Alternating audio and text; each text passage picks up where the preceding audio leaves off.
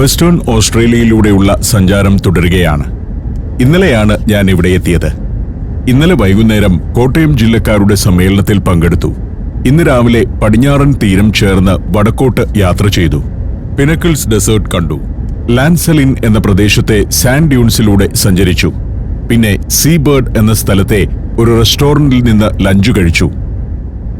ഇപ്പോൾ നേരം 4:30 കഴിഞ്ഞിരിക്കുന്നു. ഇനി ഒരു ബീച്ചിലേക്കാണ് പോകുന്നത്. ഇവിടെ അടുത്ത് 2 റോക്സ് എന്നൊരു ബീച്ചുണ്ട്. അത് കാണണം. അവിടേക്ക് പോകുമ്പോൾ ഞാൻ ഇവിടുത്തെ ഭൂപ്രകൃതിയാണ് നിരീക്ഷിക്കുന്നത്. ഇതാണ് ഓസ്ട്രേലിയയുടെ ഉൾനാടുകളുടെ പ്രകൃതി. 2 വരി പാതകൾ മാത്രമാണ് എല്ലായിടത്തും. അതിന്റെ ആവശ്യമേ ഉള്ളൂ. വാഹനങ്ങൾ കുറവ്, ജനങ്ങളും കുറവ്. ഇവിടെ നിന്നും വലത്തേക്ക് തിരിഞ്ഞാണ് 2 റോക്സിലേക്ക് പോകേണ്ടത്. പുൽമേടുകളൊക്കെ വെട്ടിയൊരുക്കി സുന്ദരമാക്കി വെച്ചിരിക്കുന്നു. ഈ സബർബിലെ പൊതു കളിസ്ഥലങ്ങളാണ് ഇതെല്ലാം. 1 നിലയും 2 നിലയുമൊക്കെയുള്ള വീടുകൾ. അവിടെ ഒരിടത്ത് ഒരു പാർക്കിങ്ങിൽ കൊണ്ടുചെന്ന് വണ്ടി നിർത്തി. ഞങ്ങൾ അവിടെ ഇറങ്ങി. എന്നെ ഇവിടേക്ക് കൊണ്ടുവന്ന അലക്സും റെജി പുല്ലാട്ടുമാണ് മുൻപേ നടക്കുന്നത്. ഇന്ന് രാവിലെ മുതൽ എന്നെ കാഴ്ചകളിലേക്കെല്ലാം കൊണ്ടുപോകുന്നത് അവരാണ്. ഇവിടെ കുട്ടികൾക്കുള്ള ഒരു റിക്രിയേഷൻ ഏരിയയും മറ്റു ഫെസിലിറ്റികളുമെല്ലാം ഉണ്ട്. അതുപോലെ കൃത്യമായി വിവരം നൽകുന്ന ബോർഡുകളുമുണ്ട്. ആളുകൾ വ്യായാമത്തിനും പട്ടികളെ നടത്താനുമെല്ലാം വരുന്ന ഒരു പ്രദേശമാണ്. ഈ പ്രദേശത്തിന്റെ ചരിത്രമാണ് ഒരു ബോർഡിൽ. ഒരു കപ്പൽ ഛേദത്തിന്റെ കഥയുമുണ്ട്. വെർഗുൾഡേ ഡ്രക്ക് എന്ന കപ്പലായിരുന്നു അത്. ആ കപ്പലിന്റെ അവശിഷ്ടങ്ങൾ ഇവിടെയുണ്ടെന്ന് പറഞ്ഞാണ് ഇവരെന്നെ കൊണ്ടുപോകുന്നത്. ഡച്ച് ഈസ്റ്റ് ഇന്ത്യ കമ്പനിയുടെ ആ കപ്പൽ ജക്കാർത്തയിലേക്ക് പോവുകയായിരുന്നു.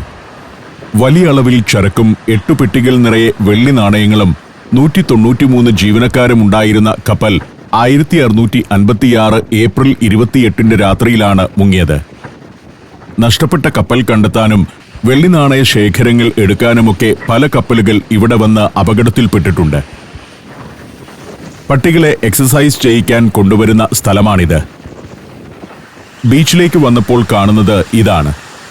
തീരത്ത് ഉയർന്നു നിൽക്കുന്ന ഒരു വലിയ പാറ. ഇത്തരത്തിൽ 2 പാറകൾ ഉള്ളതുകൊണ്ടാണ് ഇതിന് 2 റോക്സ് ബീച്ച് എന്ന പേര് വന്നത്. ഇടതുഭാഗത്ത് ഒരു പാറ. അക്കാണുന്നതാണ് 2ാമത്തെ പാറ. ഇന്ത്യൻ മഹാസമുദ്രമാണിത്. റെജി ഒരു മണൽക്കൂനയിൽ കയറി നിന്ന് കപ്പലിനു വേണ്ടി ചുറ്റുമൊന്നു നോക്കി. പക്ഷെ അത് ഇവിടെയൊന്നും കാണുന്നില്ല. ആകെ കണ്ടത് ഇതാണ്. തിരമാലകൾക്ക് മീതെ കൈറ്റ് സർഫിംഗ് നടത്തുന്ന ഒരാൾ. ഇടയ്ക്ക് അയാൾ മുങ്ങിപ്പോയി. അയാൾ പ്രതിസന്ധിയിലാകുമോ എന്ന് കുറച്ചു സമയം ഞങ്ങൾ നോക്കി നിന്നു, അല്പം ആശങ്കയോടെ. പക്ഷെ അയാൾ സാഹസികനാണ്. ബോർഡിലേക്ക് തിരിച്ചു കയറിയിരിക്കുന്നു. ഇത്തരം പല സാഹസികരെയും ഓസ്ട്രേലിയയുടെ തീരങ്ങളിൽ കാണാം. തീരത്ത് പ്രതീക്ഷിച്ച കാഴ്ചകളൊന്നുമില്ലാത്തതിനാൽ ഞങ്ങൾ തിരിച്ചു നടന്നു. തകർന്ന വെർഗുൾഡേ ഡ്രക്ക് എന്ന കപ്പൽ തിരഞ്ഞിറങ്ങിയ എബ്രഹാം ലീമാൻ എന്ന സാഹസികൻ വന്നു കയറിയ തീരമാണ് 2 റോക്സ് ബീച്ച്. വലിയ വെള്ളിശേഖരവുമായി മുങ്ങിയ കപ്പലായിരുന്നുവല്ലോ വെർഗുൾഡേ ഡ്രക്ക്. അതിനാൽ ഈ വഴി പോകുന്ന ഡച്ച് ഈസ്റ്റ് ഇന്ത്യ കമ്പനിയുടെ എല്ലാ കപ്പലുകളും വെർഗുൾഡേ ഡ്രക്കിനെ കണ്ടെത്താൻ ശ്രമിക്കണമെന്ന് ഉത്തരവുണ്ടായിരുന്നു. അപകടം നടന്ന് ഏതാണ്ട് 2 വർഷമായപ്പോൾ 1658 മാർച്ചിൽ വെക്കൻ ഡേ ബോയ് എന്ന ഡച്ച് കപ്പൽ പടിഞ്ഞാറൻ ഓസ്ട്രേലിയയുടെ തീരം വഴി പോവുകയായിരുന്നു. അതിലെ ഫസ്റ്റ് ഓഫീസറായ എബ്രഹാം ലീമാനും മറ്റ് 8 പേരും കപ്പലിൽ നിന്ന് ഒരു ചെറിയ ബോട്ടിറക്കി അതിൽ കയറി തിരച്ചിൽ തുടങ്ങി. എന്നാൽ മോശം കാലാവസ്ഥ മൂലം തങ്ങളുടെ കപ്പലിൽ തിരികെ കയറാൻ അവർക്കായില്ല. 5 മാസം അവർ കടലിൽ ചുറ്റിത്തിരിഞ്ഞു. അതിനിടെ 5 നാവികർ മരിച്ചു.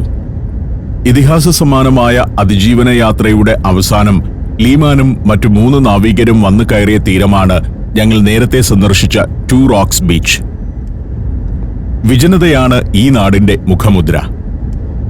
ഇങ്ങനെ വിജനമായ സ്ഥലവും വെട്ടിയൊരുക്കാനും വൃത്തിയാക്കാനും ആളുകളുണ്ടെന്നത് മറ്റൊരു കാര്യം. ഇത് യാൻ ചെപ്പ് എന്ന പ്രദേശമാണ്. പെർത്തിൽ നിന്നും 56 കിലോമീറ്റർ മാറിയുള്ള സാമാന്യം വലിയൊരു ജനവാസ പ്രദേശമാണിത്. 11,000 ആളുകൾ ഇവിടെ വസിക്കുന്നുണ്ട്. ചരിത്രമുള്ളൊരു സ്ഥലമാണ് യാൻ ചെപ്പ്.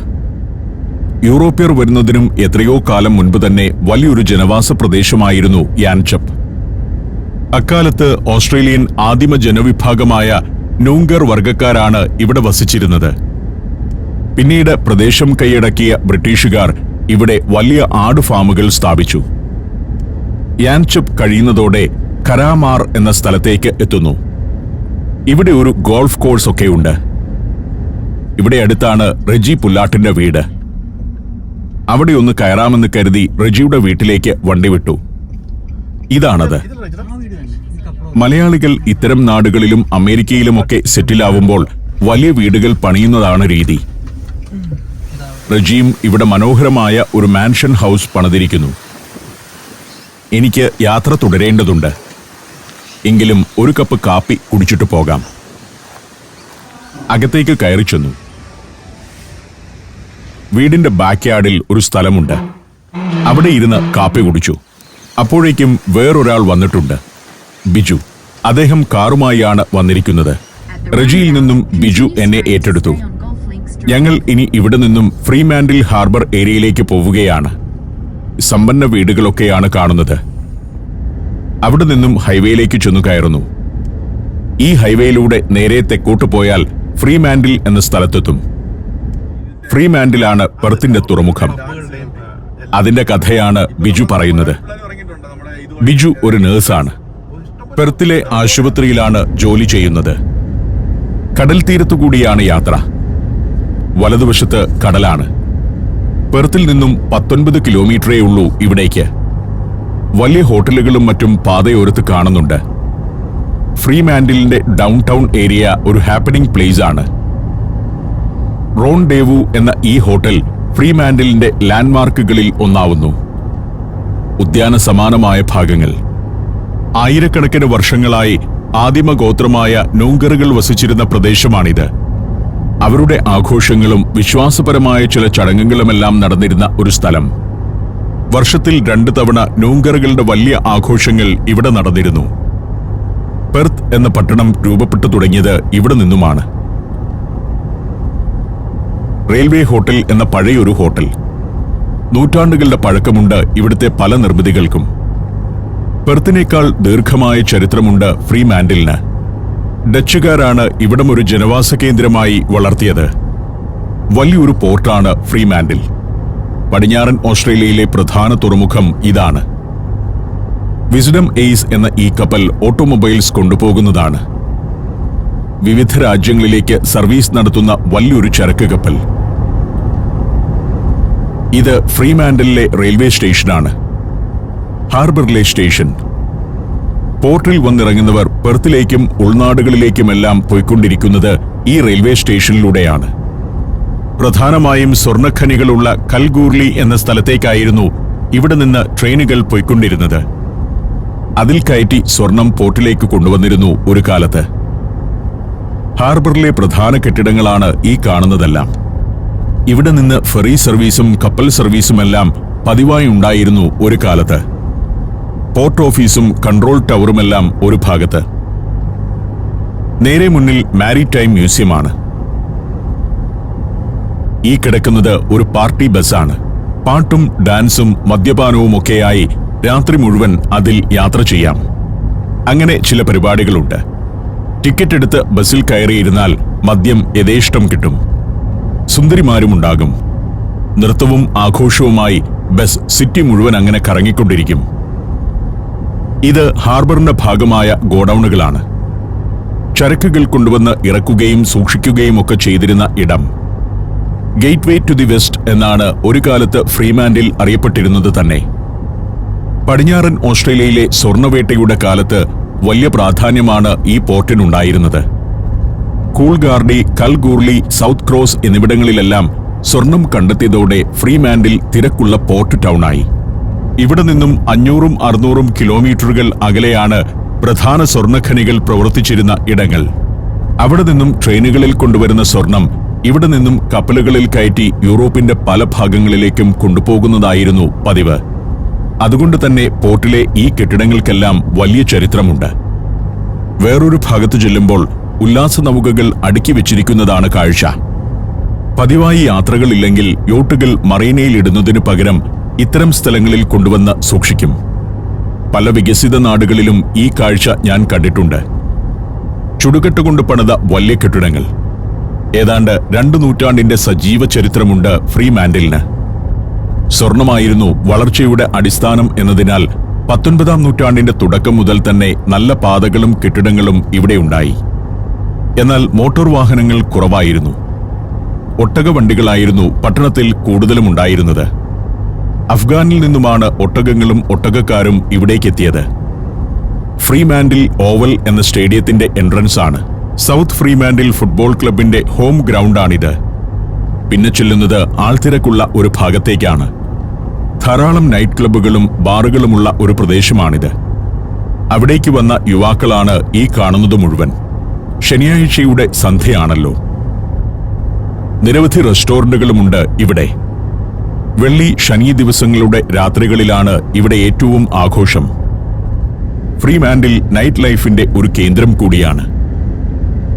Germany, Poland, Bosnia and Herzegovina, Kyrgyzstan.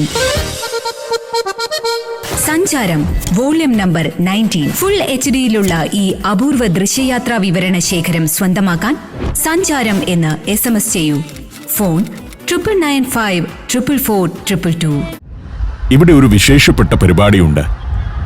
ഇവിടെ ബിയർ ഫെസ്റ്റിവൽ നടന്നുകൊണ്ടിരിക്കുകയാണ്. ഫ്രീമാന്റിൽ ബിയർ ഫെസ്റ്റിവൽ. അകത്ത് കയറണമെങ്കിൽ ടിക്കറ്റ് എടുക്കണം. ബിയർ കുടിക്കാനല്ല, അകത്ത് കയറാനുള്ള ടിക്കറ്റാണ്. $50 നൽകേണ്ടി വന്നു ടിക്കറ്റിന്. പക്ഷേ ഞങ്ങൾക്കൊരു അബദ്ധം പറ്റി. അലക്സ് ആണ് പോയി ടിക്കറ്റ് എടുത്തത്. $60 ടിക്കറ്റ് എടുത്താൽ യഥേഷ്ടം ബിയർ കുടിക്കാമെന്ന് അലക്സ് പറഞ്ഞു. ഇതാണ് എൻട്രൻസ്. ടിക്കറ്റ് കാണിച്ച് ഫെസ്റ്റിവൽ ഗ്രൗണ്ടിലേക്ക് കയറി. ടിക്കറ്റ് കാണിക്കുമ്പോൾ ഒരു കപ്പ് കൂടി തരും. അപ്പോൾ ഞങ്ങൾ ഉറപ്പിച്ചു, കപ്പുമായി പോയി ബിയർ കുടിക്കാം. അകത്ത് വലിയ ജനത്തിരക്കാണ്. സന്ധ്യയായപ്പോഴേക്കും കൊടും തണുപ്പുമായി. കടൽ തീരമായതുകൊണ്ടുകൂടിയാവാം. ഭീകര തണുപ്പ്. പല പല പന്തലുകൾ. 100 കണക്കിന് ആളുകൾ പന്തലുകളിലിരുന്ന് ബിയർ അടിക്കുന്നു. ഒട്ടേറെ ആളുകൾ. പല പല ശബ്ദങ്ങൾ. ചിരിയും സംസാരവുമൊക്കെയുണ്ട്. ബിയർ കൂടി മാത്രമല്ല, മറ്റു പല പരിപാടികളുണ്ട്. ഇവിടെ പച്ചകുത്തലാണ് നടക്കുന്നത്. ടാറ്റൂയിങ്. കുറെ കട്ടിൽ നിരത്തിയിട്ടിട്ടുണ്ട്. അതിൽ ഒന്നിൽ വെച്ച് ഒരാളുടെ കയ്യിൽ ടാറ്റൂ ചെയ്യുന്നു. കൈ ഒടിഞ്ഞ് പ്ലാസ്റ്റർ ഇട്ടിരിക്കുകയാണ്. ആ കൈയിന്മേൽ തന്നെയാണ് പച്ചകുത്തൽ. വേറൊരാൾ കട്ടിലിൽ കയറി കിടക്കുന്നു. നെഞ്ചത്തും പുറത്തുമൊക്കെ പച്ചകുത്തുന്നവർക്ക് സൗകര്യപ്രദമായി കിടക്കാം. വിചിത്ര വേഷമുള്ള പല പല ആളുകൾ. മുടി നീട്ടി വളർത്തിയവർ മുതൽ യോയോ കക്ഷികളെല്ലാമുണ്ട്. ഇങ്ങനെ മറ്റു ചില പരിപാടികളുമുണ്ട് ഇവിടെ. വളയം ശരീരത്തിലിട്ട് ചുറ്റിക്കുന്ന ഹുലാ ഹൂപ്പ് ആണ് ഇവിടെ നടക്കുന്നത്. LED ലൈറ്റുകളുള്ള വളയങ്ങളാണ്. ഹുലാ ഹൂപ്പ് ട്രെയിനിങ് തരുന്നവരൊക്കെയുണ്ട്. ആളുകളെ ആകർഷിക്കാൻ പ്രത്യേക വേഷമണിഞ്ഞ സുന്ദരിമാർ. എങ്ങനെയാണ് ഇത് ചെയ്യേണ്ടതെന്ന് അവർ കാണിച്ചു തരും. ഒരു സായിപ്പ് നോക്കിയിട്ട് സംഗതി നടക്കുന്നില്ല. ആൾ 2 ബിയർ അടിച്ചിട്ടുണ്ടെന്ന് തോന്നുന്നു. ട്രെയിനർ അത് മനോഹരമായി കാണിച്ചു കൊടുത്തു. പക്ഷേ സായിപ്പിന് അത്രയങ്ങ് സാധിക്കുന്നില്ല. എങ്ങനെയാണ് കറക്കേണ്ടതെന്ന് യുവതി പലതവണ പറഞ്ഞു കൊടുക്കുന്നുണ്ട്. അവസാനം അവർക്ക് തന്നെ ക്ഷമ കെട്ടു. സായിപ്പ് ഒരു അവസാന ശ്രമം കൂടി നടത്തി. അതിങ്ങനെയായി. ഞങ്ങൾ അടുത്ത സ്ഥലത്തേക്ക് നടന്നു. ഇവിടെയെല്ലാം ആളുകൾ നിരന്നിരിക്കുകയാണ്. 100 കണക്കിന് പേർ. ഞാൻ മ്യൂണിക് ബിയർ ഫെസ്റ്റിവലിൽ പങ്കെടുത്തിട്ടുണ്ട്. അവിടെ കണ്ട അത്രയൊന്നും ആളുകളില്ലെങ്കിലും അതിനേക്കാൾ കുറച്ചുകൂടി രസകരമാണ് ഇവിടമെന്ന് തോന്നി. തിങ്ങി ഞെരങ്ങി നിൽക്കുന്ന ആളുകളില്ല. ബിയറടിക്കാരുടെ ഇടയിലൂടെ സ്വതന്ത്രമായി അങ്ങനെ നടക്കാം. ക്ലീനിംഗ് സ്റ്റാഫ് എപ്പോഴും എവിടെയുമുണ്ട്. സായിപ്പുമാരും മദാമ്മമാരും ക്ലീനിങ്ങിനായി നടക്കുന്നു. നിലത്ത് വീഴുന്ന ഓരോ ചപ്പും ചവറും എല്ലാം അപ്പോൾ തന്നെ ഇവർ എടുത്തു മാറ്റും. ഒരു ഉത്സവപ്പറമ്പിൽ ഉത്സവത്തിനിടെ ഇങ്ങനെ ക്ലീനിംഗ് നടക്കുന്നത് നമുക്ക് പരിചിതമല്ലല്ലോ. ഉത്സവത്തിന്റെ പിറ്റേ ദിവസം ക്ലീൻ ചെയ്യുന്നുണ്ടാവാം. പെൺകുട്ടികളെല്ലാം ഓരോ ഗ്ലാസ് ബിയറുമായാണ് നടക്കുന്നത്. പലതരം ബിയറുണ്ട്. പല പല നിറങ്ങളിലുള്ളവ. പല വംശീയ വിഭാഗങ്ങളിലുള്ള ആളുകളുമുണ്ട്. നേരം ഇരുണ്ടുവരുന്തോറും ആളുകളുടെ ബാഹുല്യം വർദ്ധിച്ചുകൊണ്ടിരിക്കുന്നു. ഒരു ഉദ്യാനമാണിത്. എക്സ്പ്ലനേഡ് പാർക്ക്. നോർഫോക്ക് ഐലൻഡ് പൈൻമരങ്ങൾ ധാരാളമുള്ള പാർക്കാണ്. ഫ്രീമാൻഡിലിൽ ഇത്തരം പൊതുപരിപാടികൾ പതിവായി അരങ്ങേറുന്ന പാർക്കാണിത്. ബിയർ ഫെസ്റ്റ് ഓസ്ട്രേലിയ എന്ന ബാനറിൽ വിവിധ സംഘടനകൾ ചേർന്നാണ് ഈ ഫെസ്റ്റ് നടത്തുന്നത്. ആളുകളിൽ നിന്ന് വാങ്ങുന്ന എൻട്രി ഫീ മാത്രമല്ല സംഘാടകരുടെ വരുമാനം. ഓരോ സ്റ്റോളിൽ നിന്നും അവർ ഫീ ഈടാക്കുന്നുണ്ട്. ഈ ആളുകൾ ഓരോരുത്തരും $50 നൽകിയാണ് ഇവിടെ കയറിയിരിക്കുന്നതെന്ന് ഓർക്കണം. $50 ടിക്കറ്റ് എടുത്താൽ ഇഷ്ടം പോലെ ബിയർ കിട്ടുകയൊന്നുമില്ല. ടിക്കറ്റിന്റെ ഭാഗമായി ഒരു ഗ്ലാസ് ബിയറാണ് ലഭിക്കുക. പിന്നീട് ആവശ്യമുള്ളത് അത്രയും വേറെ പണം കൊടുത്തു വാങ്ങണം. എവിടെ നിന്ന് വാങ്ങണമെങ്കിലും എത്ര കഴിക്കണമെങ്കിലും പണം കൊടുത്തുകൊണ്ടേയിരിക്കുകയും വേണം.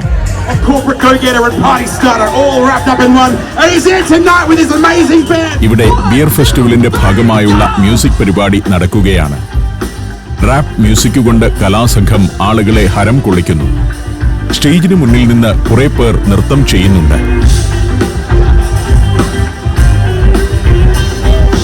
ഗായകന് കുറെ ആരാധകരുണ്ടെന്ന് മനസ്സിലായി. നല്ല തണുത്ത കാറ്റടിച്ചുകൊണ്ടിരിക്കുന്നുണ്ട്. ഞാൻ കുറച്ചുനേരം ആ പരിപാടി കണ്ടു നിന്നു.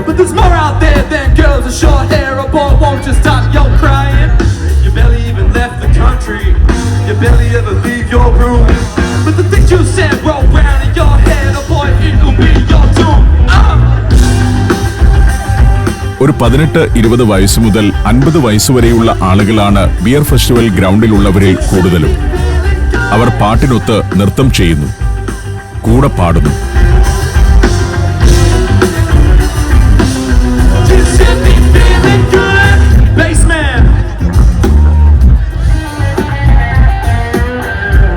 അയ്യായിരത്തോളം ആളുകളുണ്ടാവും ഇപ്പോൾ ഈ ഗ്രൗണ്ടിൽ. 3 ദിവസം നീണ്ടു നിൽക്കുന്നതാണ് ബിയർ ഫെസ്റ്റിവൽ. ഈ ഭാഗത്ത് ഭക്ഷണം വിൽക്കുന്ന കുറെ സ്റ്റാളുകളുണ്ട്. ഹോട്ട് ഡോഗിന്റെ സ്റ്റാളാണിത്. എനിക്ക് ഏറ്റവും ഇഷ്ടപ്പെട്ട ഒരു ഫാസ്റ്റ് ഫുഡാണ് ഹോട്ട് ഡോഗ്. ഇത് ഇന്ത്യയിൽ അധികം കിട്ടുകയില്ല. പലതരം കെച്ചപ്പും സോസുമൊക്കെ ചേർത്ത് നമുക്ക് ഇഷ്ടമുള്ള ടേസ്റ്റിലാക്കാം.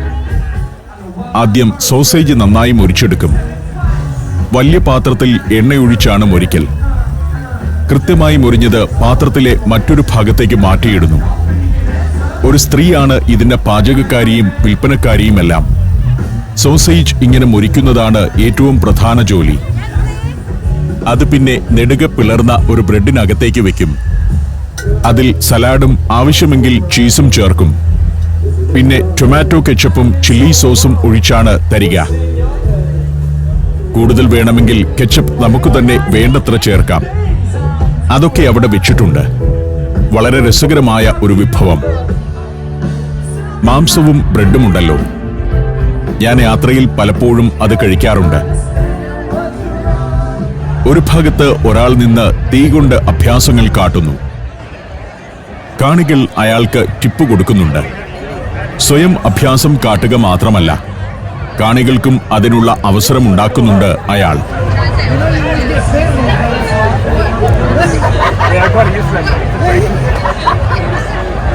ക്യാമറ കണ്ടപ്പോൾ തീപ്പന്തം വായിലേക്ക് കയറ്റി ഒരു പ്രകടനം. അയാളുടെ താടിമീശ കത്തിപ്പോകുമോ എന്നതായിരുന്നു എന്റെ പേടി. പല പല അഭ്യാസങ്ങൾ. നല്ല കാറ്റടിക്കുന്നുണ്ട്. തീരപ്രദേശമാണല്ലോ ഫ്രീമാൻഡിൽ. വളരെ ആകർഷകമായി പരിപാടി അവതരിപ്പിക്കുന്നുണ്ട് ഫയർ ഡാൻസുകാരൻ. ഇദ്ദേഹം മറ്റെന്തെങ്കിലും തൊഴിലെടുക്കുന്ന ആളാവാം. ഇതുകൊണ്ട് ജീവിക്കാനാവില്ലല്ലോ. എനിക്ക് ഷൂട്ട് ചെയ്യാൻ വേണ്ടിയും അയാൾ ചില പ്രകടനങ്ങൾ നടത്തി. ഞങ്ങൾ വീണ്ടും ഫെസ്റ്റിവൽ ഗ്രൗണ്ടിലൂടെ നടത്തം തുടർന്നു. ഓരോ ഗ്ലാസ് ബിയറുമായി ആളുകൾ അങ്ങനെ പോകുന്നു. ഇവിടെ വേറെ ചില വിഭവങ്ങൾ വിൽക്കുന്ന കടകളുമുണ്ട്. ഹെവിയായുള്ള ഫുഡ്. ഒരു വിഭവം ആളുകൾ കൂടുതലായി വാങ്ങിക്കൊണ്ട് പോകുന്നുണ്ട്. അത് barbecue pork belly loaded fries എന്ന വിഭവമാണ്. പന്നിയുടെ വയർഭാഗം ബാർബിക്യൂ ചെയ്തത്. അതിന്റെ കൂടെ പൊട്ടറ്റോ ഫ്രൈസ് കൂടി ഉണ്ടാവും. മറ്റു പല വിഭവങ്ങളുമുണ്ട്. അത് ചിത്രവും വിലയും സഹിതം ഇവിടെ പ്രദർശിപ്പിച്ചിരിക്കുന്നു. വേറെ ഒരിടത്ത് ഡംപ്ലിങ്ങിന്റെ വിൽപ്പനയാണ്. ചൈനീസ് വിഭവമാണ് ഡംപ്ലിംഗ്. കുഴച്ച മാവിനുള്ളിൽ മാംസവും ചീസും പച്ചക്കറികളും വെച്ച് ആവിയിൽ പുഴുങ്ങിയെടുക്കുന്ന വിഭവം. ഇവിടെയും നല്ല കച്ചവടം നടക്കുന്നുണ്ട്. ആളുകൾ ടോക്കൺ എടുത്ത് കാത്തു നിൽക്കുകയാണ്. വേറെ ഒരിടത്ത് ഫ്രാനീസ് എന്ന ബോർഡ് വെച്ച ഒരു സ്റ്റാൾ. ഇതെല്ലാം ഓരോ വാഹനങ്ങളാണ്. ലോറികളിലാണ് കിച്ചൺ പ്രവർത്തിക്കുന്നതെന്ന് പറയാം.